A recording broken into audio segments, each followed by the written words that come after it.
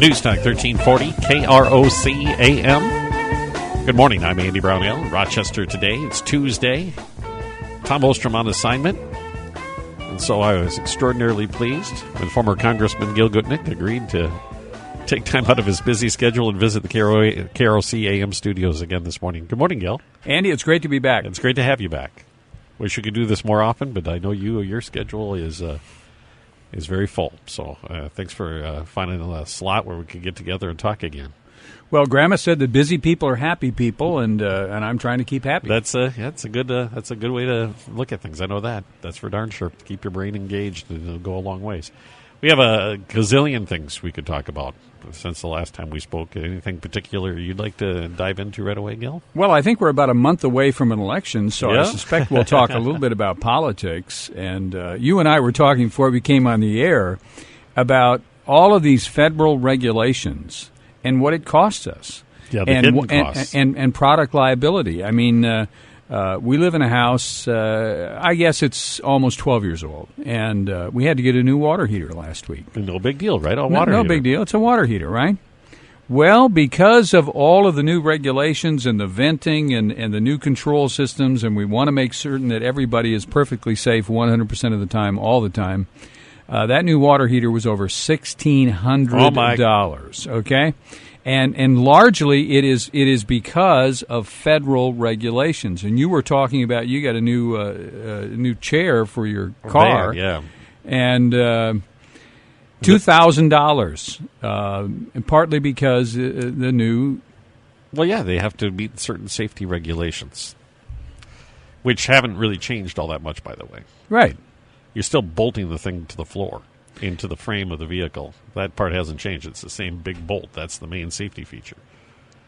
But all the other gizmos that have been added to it to meet certain regulations, have added to the cost enormously. Right, and all of this happens, and some of it happens by legislation. I'm still upset, and I want to make this clear, and I told my plumber this. You know, he was complaining about the low-flush toilets. I said, I didn't vote for those. I didn't support them then. I don't support them now. And most of these regulations I opposed. And so at least I can complain in good conscience that, I was not part of this mess, or at least I didn't think I was. I still have one toilet in the house. That's the old-fashioned toilet. And there's no way in heck that thing's leaving that house.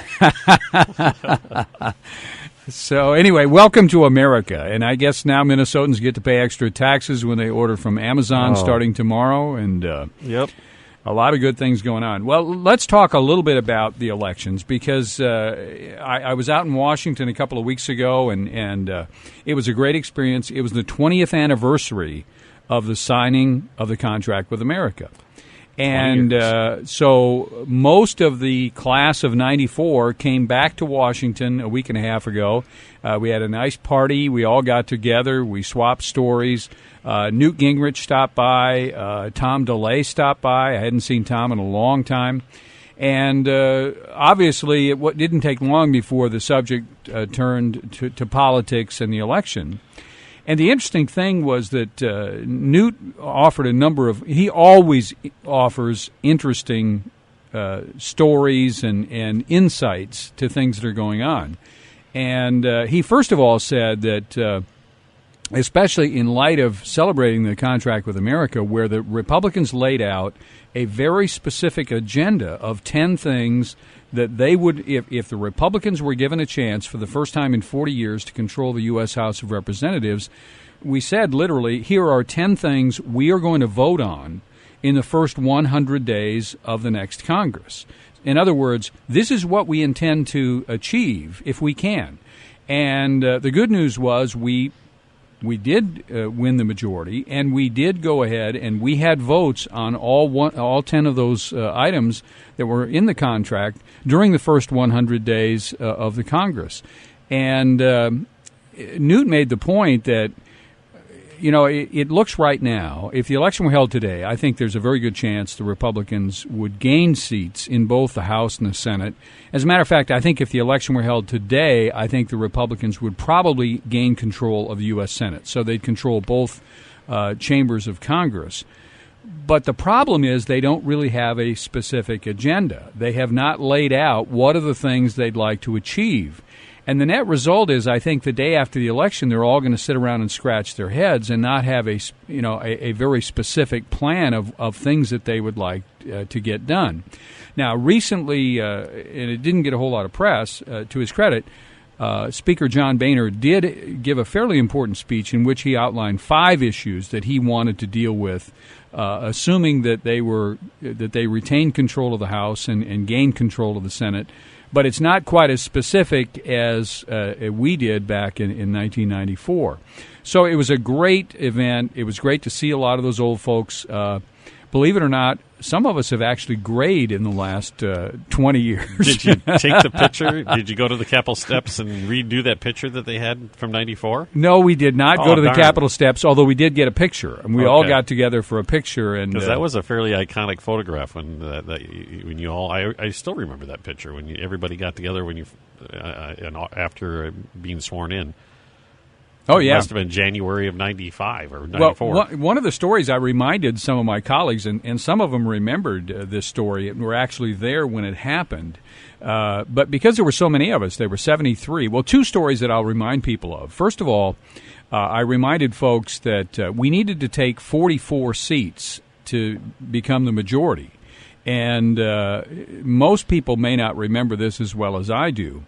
But we were having our victory party at one of the hotels downtown here in Rochester, and we had all the TVs going for the different networks, and they were making projections, and CBS News is prepared to project, and NBC News is going to project, and so forth. Before the Internet.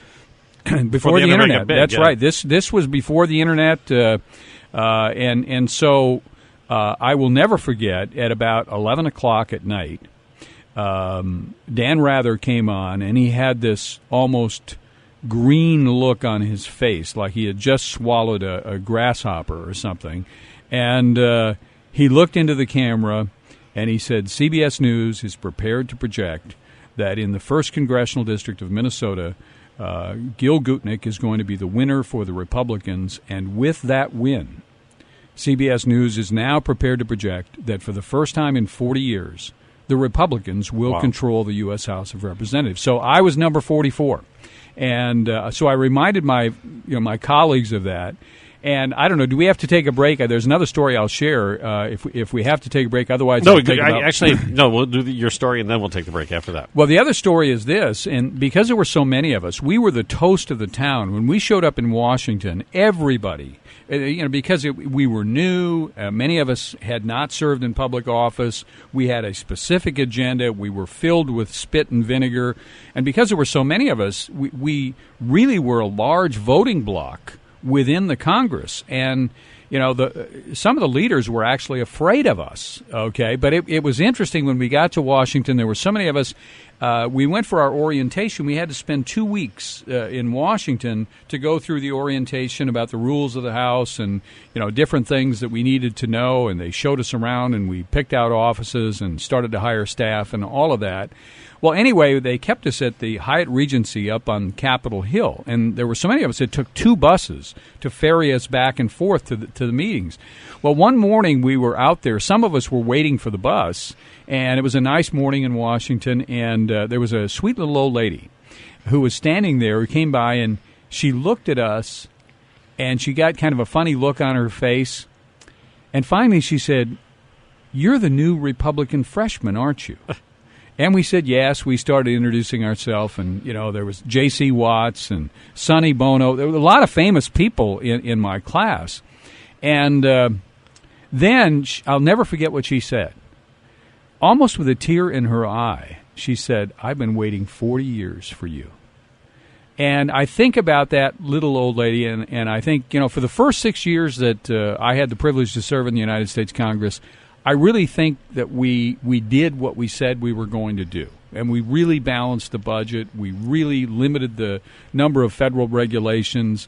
We made some real progress, in my opinion. It's hard to believe that those times even existed today when I think back on it. Yeah, I mean, people think it's impossible for us today to even talk about balancing the federal budget. I remember the summer when that finally happened, when that threshold was crossed and we started running budget surpluses. And this whole discussion of paying down the debt was actually out there in the air. Right. It was craziness. Well, in fact, on September 11th of 2001, when the first plane hit the first building in New York, I was on the Budget Committee, and we were having a Republican meeting to discuss what we were going to do with this surplus. And there was, we were getting pressure on the Budget Committee that now we finally have a surplus, now we can start to spend money on this, and we can start to spend money on that. And we on the Budget Committee believed that, we needed to continue to pay down the debt, and we needed to send some of the money back to the people who pay the taxes. But September 11th changed all of that. And we can talk more about that and what I see happening in the elections this year. And I might even speculate, if I were a candidate, what I would be saying and doing this year. All right. I'd like to hear that. That'd be great. 50 degrees downtown Rochester at KROC-AM. Former Congressman Gil Gutkneckt in the studio this morning on a Tuesday morning. It's 22 past 10 o'clock. Roscoe's Root Beer and Ribs. The root beer stand's still open. Take advantage of it. The fish fry is still ongoing at the root beer stand along 4th Street Southeast. Delicious battered Icelandic cod. You have your choice of those wonderful JoJo potatoes or the fries. And, of course, all the other fixings that you can get with it. They have a long list of sides available, whether it be beans or coleslaw or even collard greens, whatever you'd like. Roscoe's can take care of that. And, of course, remember Roscoe's for your party needs as well. They can set you up with the pulled pork, the barbecued chicken, and even the ribs, and all the sides as well. Whatever event you might have. That's Roscoe's Root Beer and Ribs. 2 locations, the Root Beer Stand along 4th Street Southeast, and the north location, open all year round, is right up by Shopko North. 25 minutes past 10 o'clock. I'm Andy Brownell. It's Rochester Today, along with former Congressman Gil Gutkneckt, and we're kind of reminiscing about the mid-1990s. And it's funny, you point out it's been 20 years, and I've told people that time period, if I'm going to look back on my life, it probably will be that. Maybe I'm looking with rose-colored glasses, but, my kids were little. I had little babies running around at that point, and we're just starting out as a family. So, yeah, a lot of good memories from those time periods as well. And we were in what President Clinton referred to as the virtuous cycle. We were actually paying down debt. The economy was growing. Unemployment dropped. Real unemployment dropped to about 3%. It was a heady time. Now, some of it was artificial. Some of the things that were going on, and the technology side especially. On the technology side, we were seeing just exponential growth on that side, and we were artificially priming the pump, I think, in housing, and there was a bubble forming in Wall Street as well. So, there were some artificial parts to it, but in reality, the basic theory that we operated on was that if you allow Americans to keep and spend and invest more of their own money, they'll invest and spend it smarter than we will on their behalf. And we didn't dramatically cut government spending. We did reduce the rate of growth dramatically. Government spending, federal government spending, had been growing at more than double the inflation rate. And we had a fairly simple principle that we operated on, and that was that there was really no reason that the federal budget should grow at a faster rate than the average family budget. And if you kept that rate of growth below the rate of growth that was anticipated for the average family budget, then it would ultimately allow the private economy to grow faster, because government doesn't create wealth. Government doesn't create jobs. It is people in the private economy. It's individuals. It's entrepreneurs. It's business people. It's consumers. And so if you allow them to keep and spend more of their own money, ultimately things will improve. And I think there is hard evidence that type of economics really works. What we're seeing today is that we're supposedly in the 5th year of an economic recovery. But for the average American, it certainly doesn't feel like that. In fact, there was evidence that came out just last week that in reality, the average American family is losing ground, that their standard of living is actually going down. And so this basic notion that government can solve all of our problems, and more government spending and more government regulations are the answers to our problems, I think there's real hard evidence now to demonstrate that Obamonomics does not work. but the kind of economics that we practiced in conjunction with Bill Clinton. And incidentally, let me just remind you, and this is something else we had a great laugh over. When he ran for re-election in 1996, President Clinton took credit for 6 of the items that were in the contract with America. He understood that if something is working, get out in front of it and take credit for it. Yeah, that is another part of the whole mix. And you mentioned off the air that you've been out on speaking to different groups, and in that 20-year span, things have changed dramatically for a lot of folks. And I can't imagine that if I was a young person in college today or in high school, and I'm looking at the economy I'm facing, and I'm looking at the economic pressures right now, specifically because of $1 trillion deficits running up to this past year, and even now when we're supposedly in improved deficit mode of $500-600 million per year deficits, and that would have been some. Think about that in the 90s when you guys were talking about reducing the deficit. If you were faced with erasing a $600 million deficit, that would have been an extraordinarily daunting task at that point. Even they were running 100 to 300 million in those days. But there's a critical difference here, though, Andy, and I want to make this. We believed it could be done. Right. Okay. Today in Washington, even the Republicans, many of them don't believe that you can balance the budget. They've all sort of bought into this notion that we're living in a new normal. The real tragedy in America today is that too many Americans are giving up. This is a country, I still believe in this country. I still believe this is a country that does big things. This is a country that won World War II in 3.5 years. This is a country that cured polio without a penny of federal money. This is a country that has changed. I mean, this is the country that put a man on the moon. This is a country that can do amazing things. But somehow, and I think what we lack more than anything else is real leadership in Washington. And frankly, it starts with the President of the United States. And I've said this before, and I don't mean to say this in a mean-spirited way, but his real problem is he is fundamentally a pessimist. He doesn't understand what the presidency is all about, and he's a weak leader. I mean, you put all that together, and we have this pessimism growing in the United States, and it's almost a self-defeating thing, and more young Americans have bought into this idea that this is the new normal, this is the way things are going to be. I'm not prepared to give up on America. I'm not prepared to give up on our future, and unfortunately, too many Americans are. Do you know what you just said? We have to take a break for news. Time is going by way too fast, but what you just said reminded me of where we were at when I was in high school. I know Jimmy Carter was president, and this pessimism was the mood of the land at that point. That we thought we had lost the magic as America, and you're right that mood had taken over things quite a bit back until the early 1980s. It even had a term. It was called the Great Malaise. The Great Malaise. Yeah. We have to take our break for news. Gil Gutkneckt in the studio this morning on KROC-AM at Rochester today. Kim David's in the News Center, and he's coming up next. Carol's Cup and Carol's Corn. They're in the subway level of the Kaler Grand Hotel. And don't forget that you get the Carol's Cup with that delicious frozen yogurt as well at Apache Mall in the food court. They've got the self-serve station there. They've got all the different toppings. You choose how much you want, what you want to put on it, and you pay for what you get. So if you want a lot, you pay a little bit more. You want a little bit less, you pay a little bit less. And don't forget that Carol's Corn and Carol's Cup in the subway level of the Kaler Grand Hotel can put together those big, giant pillowcase-sized bags of that delicious Chicago mix popcorn for all of your parties and events, or even put it together in a little handheld container that as you're wandering through the downtown and enjoying the beautiful fall weather, you can enjoy some delicious Carol's Corn, the Chicago mix.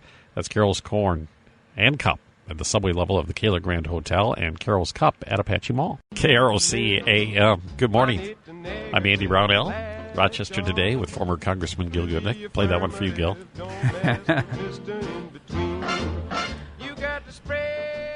We are off the air talking, and maybe I did mention that. It did remind me of the 1970s, and yeah, I was on the air still. We kept jabbering off the air. I got mixed up with what we talked about during the break and what we talked about on the air. Yeah. Okay. moving forward, you mentioned earlier in the hour that you might have an idea what you might be talking about if you were on the campaign trail right now, running for office 20 years later. Well, I have to tell you, Andy, I get asked sometimes by candidates, what they should be doing and what they should be saying. It's nice to be asked, but unfortunately, they never listen to me. One of the things that I say is that questions are more persuasive than statements. And if I were running for federal office today, if I were running for the U.S. Senate or for Congress, any of the federal offices in any district in the country, I would run an ad with a man on the street and just interviewing people as they went by, and I would ask them a real simple question. What are you folks doing with your extra $2,500? I'm going to go, what extra $2,500? Right. And then, of course, the answer is it's the $2,500 that the president promised everybody would save on their health care. Oh, yeah. So what are you doing with yours? Oh, my gosh. Yeah, you want to... If you really wanted to track it down, I think my health care expenses went up by $2,500. Everybody's have gone out of pocket. Absolutely. I mean, I don't care where you work or what you do, and unless maybe you're a high-ranking federal official. Almost everybody in the United States has seen their health care costs go up. Okay, they've got larger copays. Yep. I mean, and even people who work for Mayo Clinic, for crying out loud, yep, are seeing their deductibles, their copays. Everybody's is changing. And so I would make it an issue, and I would personalize it down to the local family, and I'd ask them, what are you doing with your extra $2,500 that the president promised you'd save on your health care? And because everybody knows that was not true. I mean, that's the nice way of saying that was a lie, okay? And it wasn't just about if you like your doctor, you can keep your doctor. I mean, the bigger promise to the average family was they would save $2,500 per family per year, and that's simply not true. And so you start with that argument, and then you raise some other questions. Other questions like, okay, tell me what has this administration, give me an example of success in this administration on the economy, on foreign policy, on dealing with radical Islam in this part of the world or somewhere else.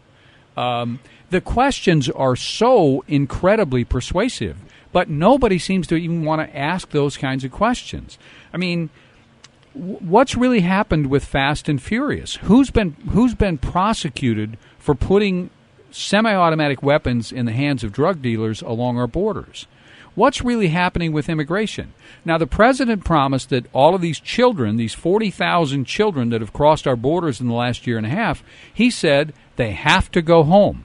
Okay, how many have been sent home? Yeah. Where are they? Even members of Congress can't find out. We had the ambassador to our embassy in Libya murdered. Members of Congress cannot even get any of the information about exactly how he died. Why is that? Why can't members of Congress at least get the facts about what happened at our consulate in Benghazi? I mean, there are just so many questions you could just again and again and again and again be asking questions. If I were running against an incumbent Democrat, I would say to every time I made a press stop, I would say, here are 3 questions you need to ask the incumbent when he comes to town. And I would leave those questions with the press. Now, they may not ask them, and in all likelihood, they won't ask them. But you're going to get them out there. And these are all impossible questions for incumbent Democrats to answer. Now, the latest one on 60 Minutes. Yeah. Do you believe it was appropriate for the president to blame his national security team for not knowing what's going on with the development of ISIS, even though in public hearings they were warned over the last 3 years that this was starting to happen? Well, even more than that. The most incredible thing to me about what the president did on 60 Minutes is, number one, you go on 60 Minutes, you have a fairly decent idea what you're going to say. You're going to go with your people, and you're going to rehearse, and look at what you likely will be asked about. And obviously, you're going to be asked about ISIS, right? And you're going to have some sort of response. So this wasn't an off-the-cuff remark. This was a planned thing to say. And I firmly believe that this president was probably receiving a little bit of bump in his popularity ratings over his actions over the past few weeks in regard to the Islamic extremist threat. But I think he likely erased whatever bump he might have got with his appearance on television on Sunday night, because now the backlash is just starting to brew up out in the Washington intelligence community and the military. That you've got a lot of people winding up going, no, wait a minute here. Right. Our memories are not that short. Well, and now it comes out that the president himself skipped almost 60% of his intelligence briefings over the last year and a half. He was too busy golfing and raising money. And, those kinds of things, people need to be held accountable. And frankly, unfortunately, I think a lot of Democrat candidates for Congress are going to be held accountable for some of the things that this administration has done or failed to do.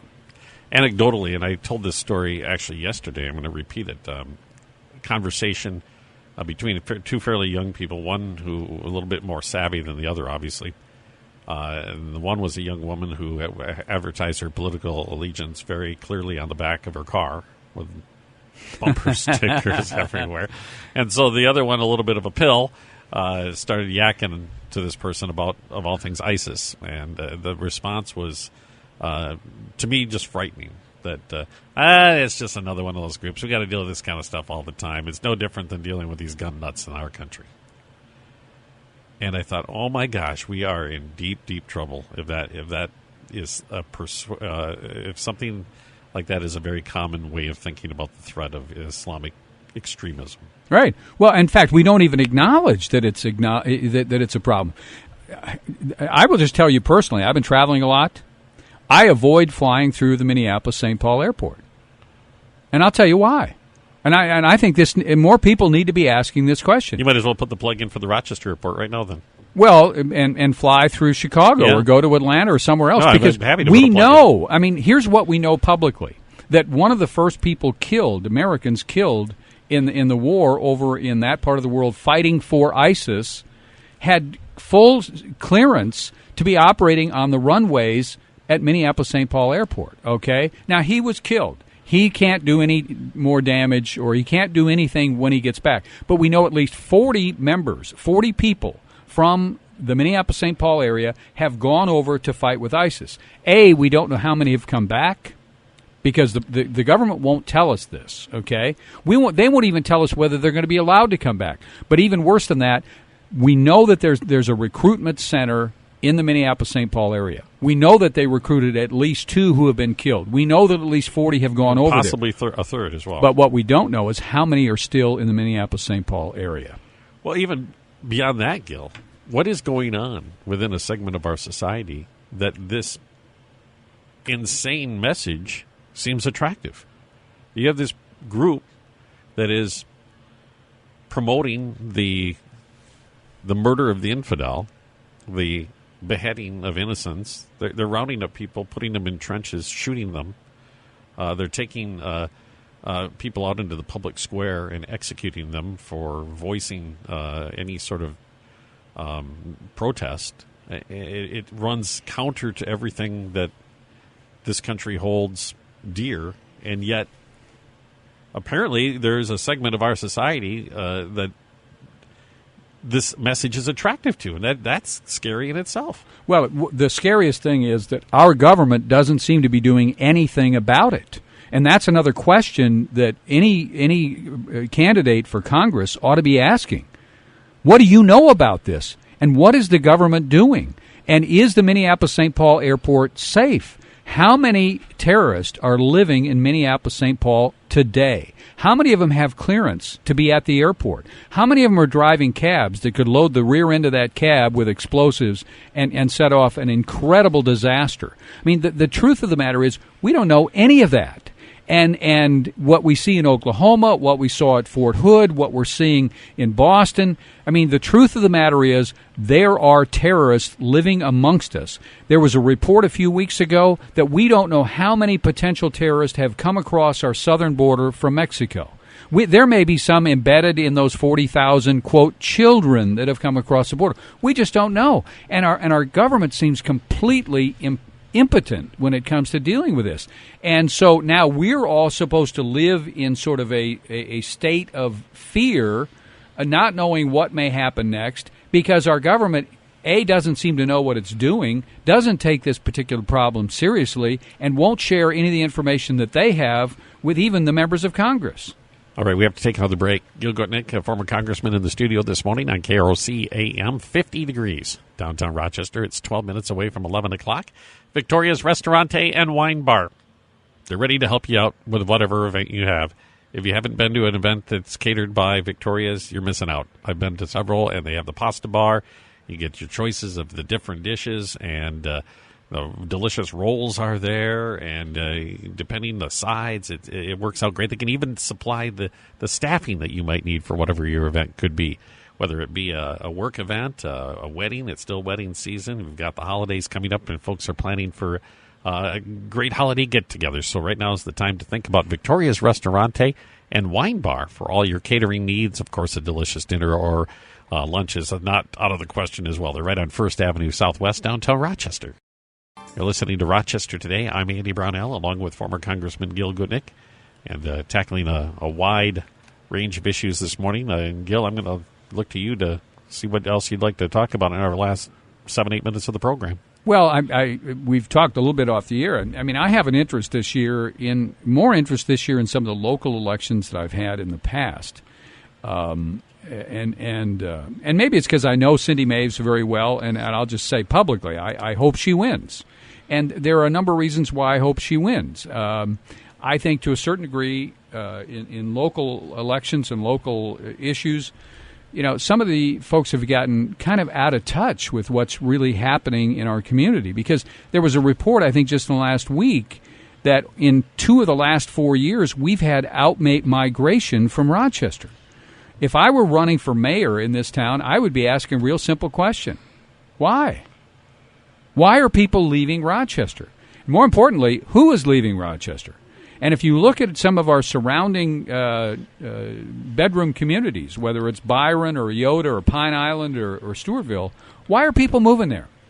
Well, maybe it's because taxes are cheaper. Maybe it's because the schools are better. Maybe it's because the streets are safer and there's less crime. Those are all issues that ought to be dealt with by our local city officials, and they aren't being required to. I have a particular bone to pick with some people, and I'm going to get it out there. We had all of this hullabaloo about coal trains in this town. Does anybody realize that we now have oil trains running through this town? And does anybody realize how potentially it is so much more dangerous than coal? And yet nobody's saying anything about it. I took a picture one day of it had to have been a mile-long train of just oil. And it's all coming out of the Bakken. And anybody who studied this knows that the oil that's coming out of the Bakken in North Dakota is more explosive than crude oil coming out of Texas or other parts of the country. And so what we have is a much more dangerous situation, and yet our city officials seem to be completely mute on that subject. So I think there are some issues that need to be asked and questions that need to be asked and issues that need to be dealt with here at the local level. If I were running for sheriff, I would have some pretty tough questions for our incumbent sheriff. And it isn't just, there's been an issue made about the pay, okay? And in some respects, I think that's a little bit out of bounds. But when you put it in the context that I think a lot of the deputies have put it, I think it's a legitimate question, and it raises a whole lot of other questions. And, for example, you want to make sure that the sheriff is adequately paid. But there's a rule in leadership, and the Marines understand this. The Marines have an expression, loyalty up, loyalty down.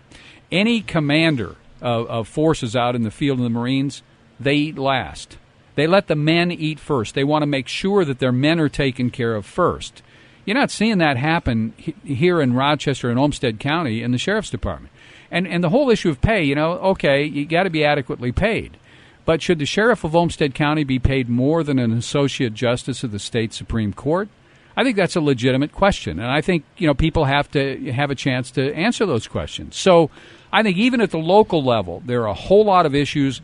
And I hope that folks in this part of the world get much more informed and much more involved, because Many years ago, I think it was Dwight Eisenhower said that the only thing necessary for evil to triumph in this world is for good people to do nothing.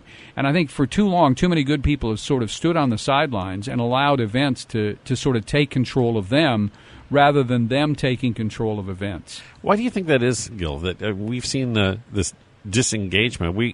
25 years ago, we talked about the dangers of disengagement, but it seems it's even worsened over the last 5 to 10 years, that you have a whole slew of people who think that the participation in the electoral process is something I'll think about 1 week before the election maybe, and then maybe I'll just listen to a couple ads and make up my decision about who I'm going to cast a ballot for. Why do you think that we as Americans seem to be separating ourselves from our government in that way? Well, I think we're all sort of subject to this dumbing down by our dominant media culture, and there's an overriding message that the people who run the government are smarter than we are, and they know how to run these things better than we do.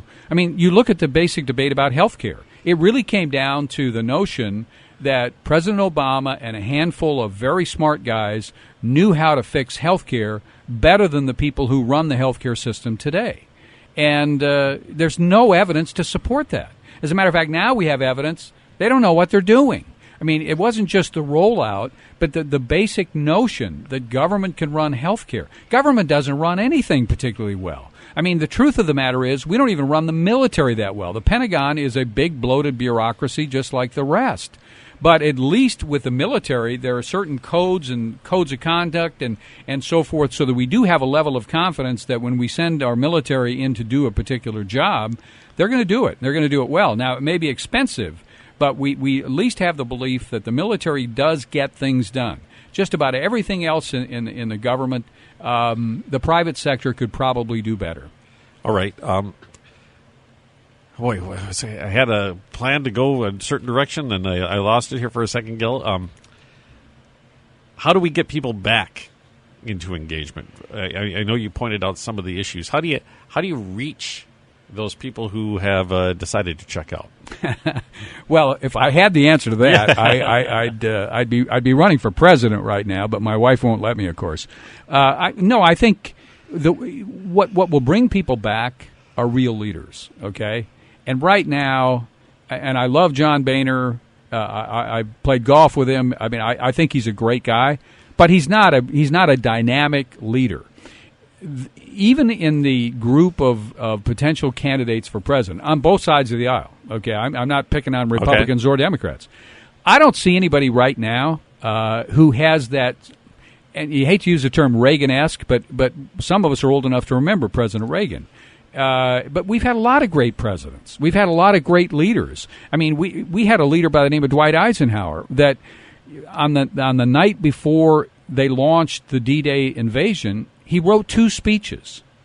One, if the troops succeeded and gained a beachhead and actually were able to begin to move inland, he gave all of the credit to the troops.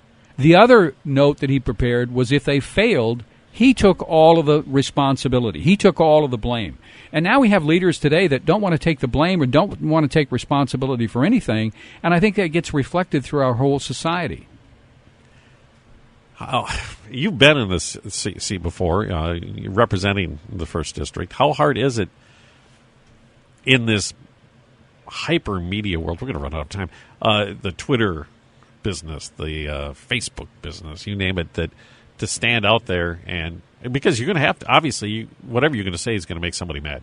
At some point, you're going to offend somebody, no matter how right you may be on any decision. How hard is that to be in that position? It's very hard, but it's always been hard. I mean, Winston Churchill basically suffered on the back benches of the European or the British Parliament, for 25 years. He was shunned by many of the members of his own caucus for some of the things he said and did. But one of the things that he said that everybody ought to remember, and that is that success is never permanent. Failure is never fatal. The only thing that really counts is courage. And courage ultimately will come to the top, okay? Winston Churchill ultimately came to the top. Ronald Reagan ultimately came to the top. Real leaders who persist and have courage will ultimately begin to have that kind of that kind of influence, and will begin to make that kind of difference. All right, Gil. Thanks again for coming in. It's been wonderful, and I hope we do this again soon. Never give in. We'll have to check in after the elections to get your response to what does happen in November. Very good. It is 11 o'clock. We're at 51 degrees here at downtown Rochester. News Talk, 1340 KROC-AM Rochester, 11 o'clock time for ABC News.